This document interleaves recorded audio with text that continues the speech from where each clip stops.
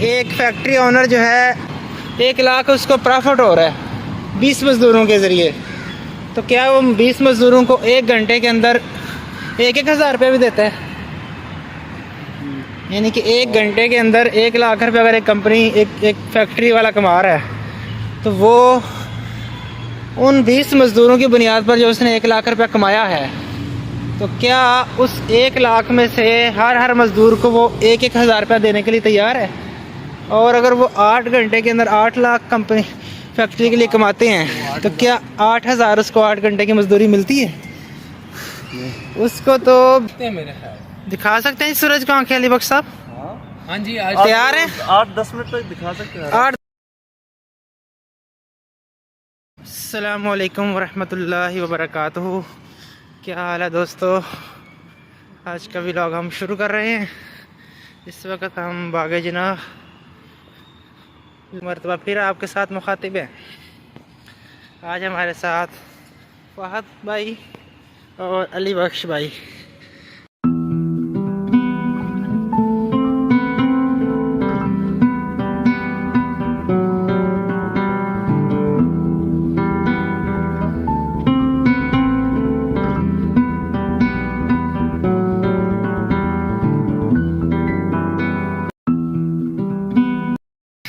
तो हम कुछ देर पहले यहाँ बात कर रहे थे कि हिंदुस्तान जब अंग्रेज़ का ग़ुलाम था तो यहाँ पर 500-600 के करीब रियासतें थीं जिनके राजे महाराजे अवाम पर जुल्म करते थे, उनका इस्तेहसाल करते थे, एक्सप्लॉयटेशन करते थे।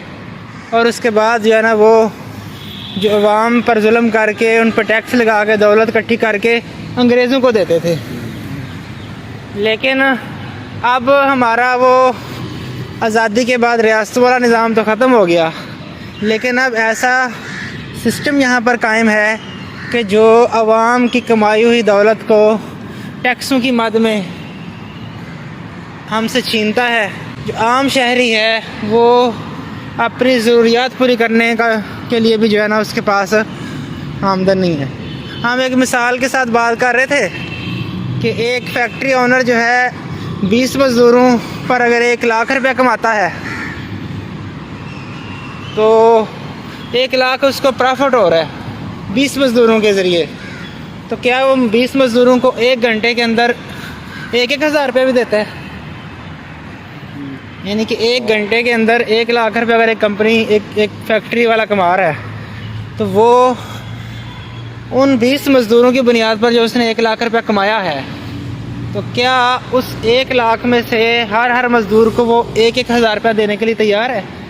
और अगर वो 8 घंटे के अंदर 8 लाख कंपनी फैक्ट्री के लिए कमाते हैं तो क्या 8,000 उसको 8 घंटे की मजदूरी मिलती है?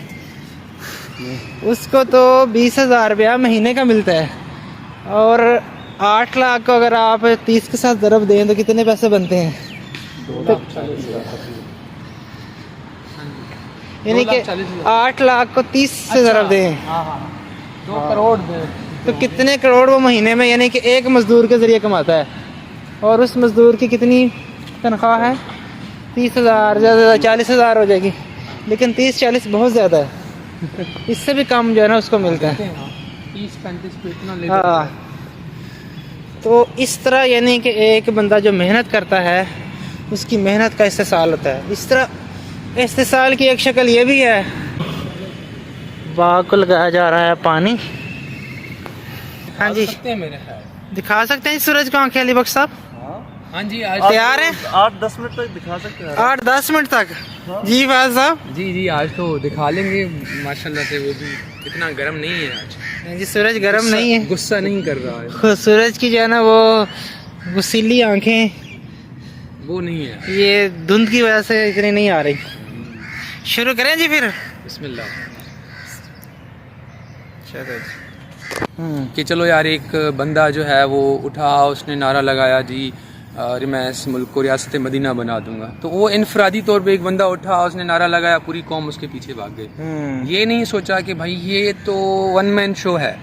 अगर ये बंदा नहीं है आज, तो जो उसने पूरी पार्टी बनाई हुई है जो एक रियासत मदीना के नाम पे बनी हुई है, आप देखें उनमें बल्कि वही लोग हैं जिन्होंने 75 साल तक जो है उन्हीं के ख़ानदानों ने, उन्हीं लोगों ने इस मुल्क को लूटा है, इस सिस्टम पे जो है काबिज रहे हैं। इसी तरह से आप जाएँ भुट्टो के ज़माने में जाएँ तो उसको कि भुट्टो ने जब रोटी कपड़ा मकान का नारा लगाया तो वो इनफरादी तौर पे पूरा मुल्क उसके पीछे भाग गया, लेकिन ये नहीं देखा। हो गई। हाँ, लेकिन बात ये है कि हम तो देखेंगे ना पूरी जमात कैसी है, क्योंकि जब अच्छा भुट्टो जब चला गया तो आज देखें पीपल्स पार्टी की शक्ल क्या निकली है। जो रियल एस्टेट का काम करते हैं, प्रॉपर्टी का, हाँ जी, ये जितने टाउन बनाते हैं, Exactly. कॉलोनीज बनती हैं, ये बहरिया टाउन, ये जनाब DHA, ये फलाना टाउन, तो ये मतलब देखें कि आवाम से 1 लाख के अंदर 1 एकड़ या 50,000 में 1 एकड़ खरीदते हैं और वही एकड़ जाके करोड़ों अरबों में जाकर यानी कि फरोख्त होता है। एक कनाल जो है वो लाहौर के अंदर कितने करोड़ की है?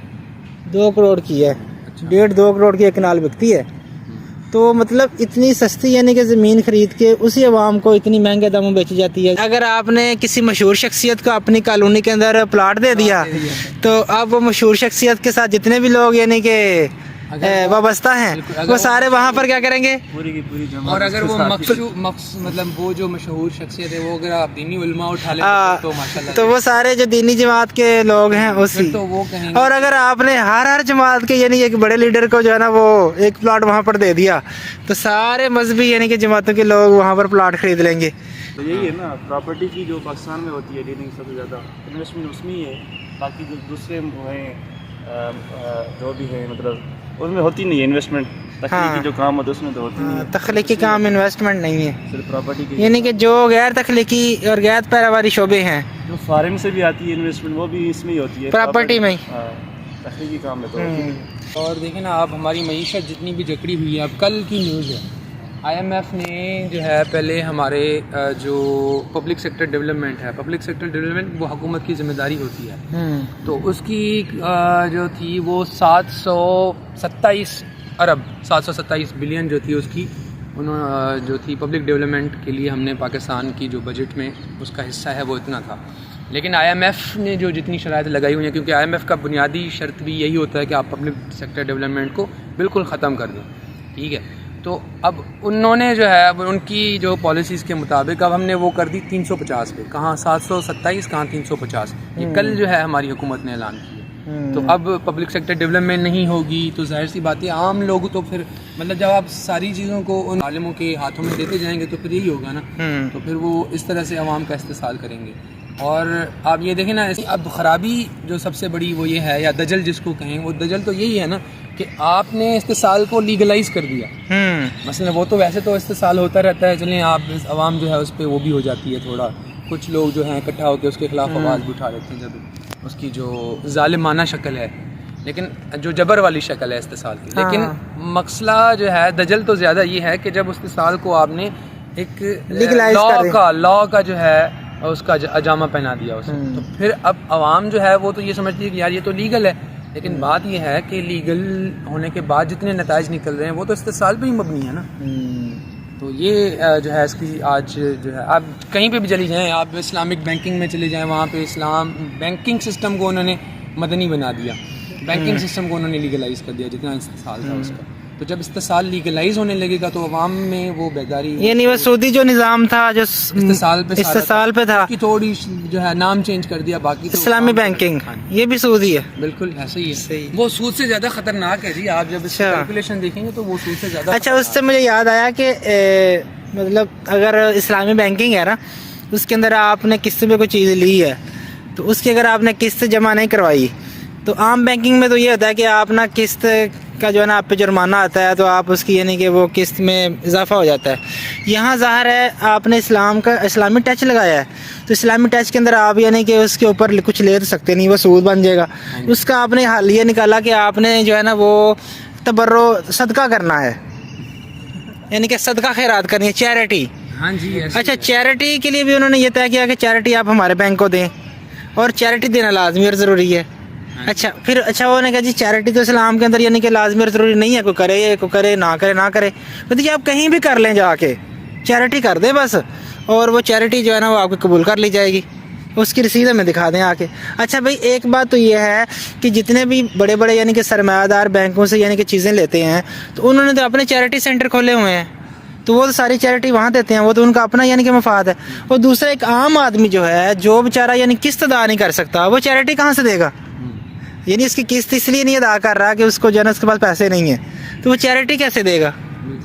तो यानी कि वही जो बात आप कर रहे हैं कि ये भी सूद की ही शक्ल है, लेकिन इसको इस्लामी टच दे दिया गया। अब हम असली बात ये है ना कि असली बात जो हम कहते हैं ना इस्तेसाल की, चलें, असली बात इस्तेसाल की ये है जिससे हम पहचाना जा सकता है कि यार हम इसको इस्तेसाल कर सकते हैं। मसलन उसकी उसकी कानूनी शक्ल हो या ख्वाह उसकी जो है जबर पे मुबनी शक्ल हो, तो उसके तीन ही पहलू बनते हैं ना कि अगर वो इंसानी जान, इंसानी माल और इंसानी इज़्ज़त जितनी है, ये तीन दायरों में अगर उसने जो है कोई किरदार अदा नहीं किया या इन तीन दायरों को वो जो है तीन दायरों में जाके खराबी पैदा करता है, तो हम उसको इस्तेसाल कहेंगे, ख्वाह वो जो है कानून के नाम पे किया जाए या वो जबर के नाम पे किया जाए।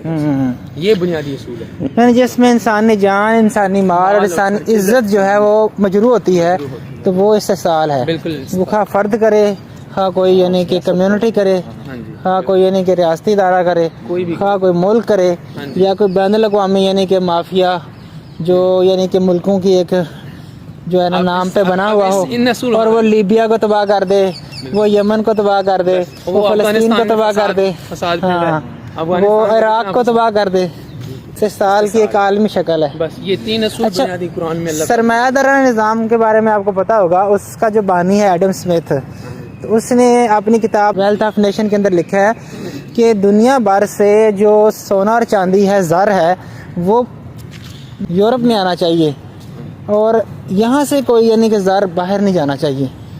तो ये उसकी यानी कि सोच और माइंड सेट है, वो यही है कि यानी कि ज़र इकट्ठा करो और दुनिया के वसाइल पर कब्जा कर लो। इसीलिए आप देखें कि फ्रांस जैसा मुल्क जिसके पास सोने के कोई ज़खायर नहीं है, कोई नहीं है, आज उसकी कोई कान नहीं है, लेकिन दुनिया में सबसे ज़्यादा रिजर्व जो सोने के हैं वो फ्रांस के पास हैं, जबकि माले अफ्रीका का मुल्क जहाँ सोने की कानें हैं, लेकिन उसके रिजर्व नहीं है सोने के। बिल्कुल ऐसा ही है जी, यानी कि दूसरे मुल्कों की दौलत निचोड़ कर सारी की सारी यूरोप मुंतकिल की गई। कंपनी सिस्टम बनाया ही इसलिए गया, और उसकी बड़ी मिसाल ईस्ट इंडिया कंपनी थी। हाँ, और ये जो लाइन आपको नज़र आ रही है, ये है फ्यूचर ब्यूरोक्रेट्स की। जिस तरह ये अभी खुद लाइनों में लगे हुए हैं, तो कल को ये लोगों को लाइनों में लगाएंगे। यहाँ से उनकी ट्रेनिंग शुरू हो गई, किस तरह लोगों को लाइन में लगाना है। तो दोस्तों, आज की हमारी डिस्कशन और सैर और खूबसूरत बाग का नज़ारा, यहीं पर हम इसको जो है ना अपना पाया तकमील तक पहुंचाते हैं। वीडियो अच्छी लगी तो उसको लाइक कीजिएगा, चैनल को सब्सक्राइब कीजिएगा और अपना ख्याल रखें। अल्लाह हाफिज़।